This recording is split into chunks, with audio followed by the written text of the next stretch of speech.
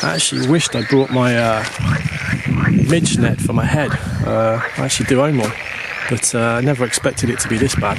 But yeah, all over my hands and fingers.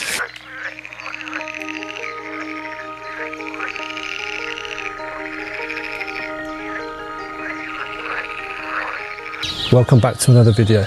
I'm in the north of Belgium at a place called Kalmthoutse, which is actually where I do a lot of my bird photography. If you've seen my other videos on my channel, the bird hide videos that I've made, I've actually been in this area. But I've got up quite early, probably left it a little bit late this morning. Left my home at about 6 and I got here for about 7:20, and I'm in a nature reserve, well, a wooded area, and I'm going to try and do some landscape photography today. But there's a lot of mist, probably bordering on fog, and the sun's come up. There's not a cloud in the sky, which is really unusual for Belgium. And I've never been here before, so it's going to be a bit of a discovery today. But now the sun's up, it should burn a little bit of that mist off, which is what I'm looking for. Don't want it too foggy, because otherwise you don't get any detail. And yeah, I thought I'd bring you along on the journey today, see what images I can get.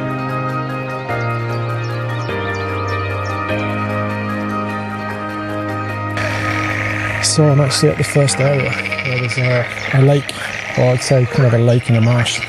And first thing you notice is there's a lot of mosquitoes or midges, and there's a cacophony of noise, which are frogs. There's a huge number of frogs down here actually. I've just set my camera here, and yeah, so I'm going to take my first image, use some of these little grasslands in the foreground as an anchor. It's very flat here, so it's going to be a little bit tricky to get some interest and some perspective and depth in the shot. And I'll have a wander up a little bit later on and see what I can get. For the moment, I'm going to try and get my first image here. Yeah, getting eaten alive by these midges. I only thought they existed in Scotland, but clearly they exist in Belgium as well. So yeah, on the camera I've got a Circular Polariser just to take the reflection off the water, and got a 0.6 grad ND as well, just to hold the sky up.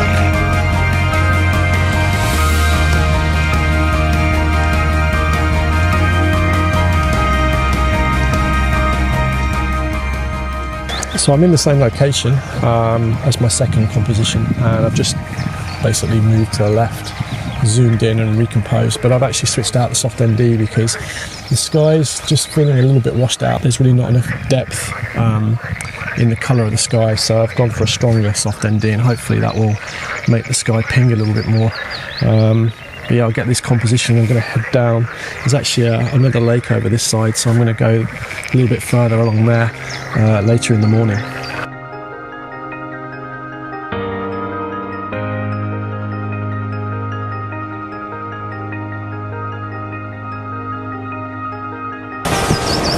So here's the advantage of actually working with really small compact cameras. I've actually framed up for a really interesting composition here. I've got a really nice spider's web actually on the left here with a lot of dewdrops on, and then I've got these little marsh grasses and a little bit of sky. So I'm still using that really, I would say, pretty strong ND grad there to hold the sky back. I've got my polarizer, and with the sun coming in there's a little bit of reflections further back in the frame, but I'm okay with that. And yeah, I'm just deciding now whether to actually bracket a couple of exposures simply for foreground and background focus. So yeah, I've got some of these nice grasses actually in the foreground as well, which really make for a lot of interest.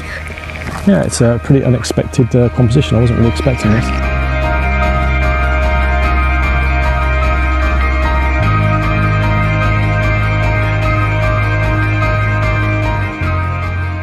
Said it before, landscape photography in Belgium is always a challenge.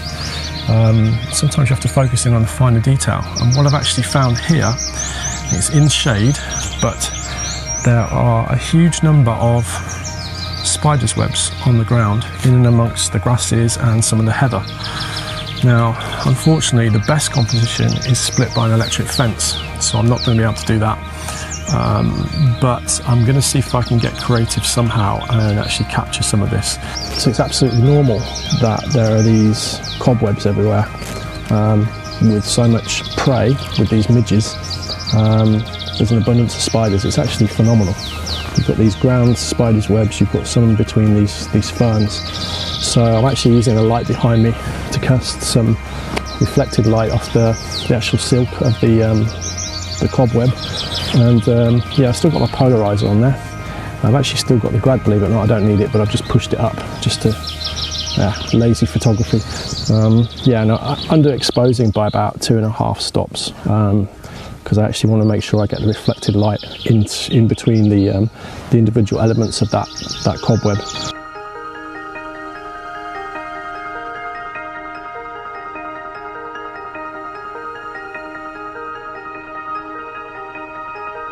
So I'm actually coming up to an area now where there's a couple of dead trees, and I think they're going to make an interesting focal point for a couple of images. However, there's a little bit of a contour in the background and I want to try and get a very clean subject. That's not going to be easy. I've lived in Belgium a long time. I don't speak a word of Dutch, but I do speak French. And in fact, there's a sign which I'll just show you here. And even though I don't speak Dutch, sometimes the words are so similar to English, it's easy to actually understand what it says. It says "niet betreden," so basically don't tread on the other side of this fence here. So I'm not going to do that, but I am going to just wander up and down here a little bit and see if I can get basically a clean line on one or the other of these trees, because I think it's going to make for quite a nice simple landscape. I'm kind of at around about f11 and my shutter speed's at 80, and I've got my polarizer on. I've removed the grad because I don't want to actually put the grad on the subject. Normally I only want the grad on the sky, but the polarizer is doing a fantastic job of keeping that colour in the sky, and it is a really simple composition. So I'm thinking about a couple of things. Thinking about one, just doing a really nice simple frame here in colour, and then potentially seeing if I could do either an in-camera black and white or overexposed for a high key, because I think there's a lot of textures and the light's coming in at the side of that tree on those trunks. I think it will look really nice. So I'm going to have a play for a bit and see what I can get.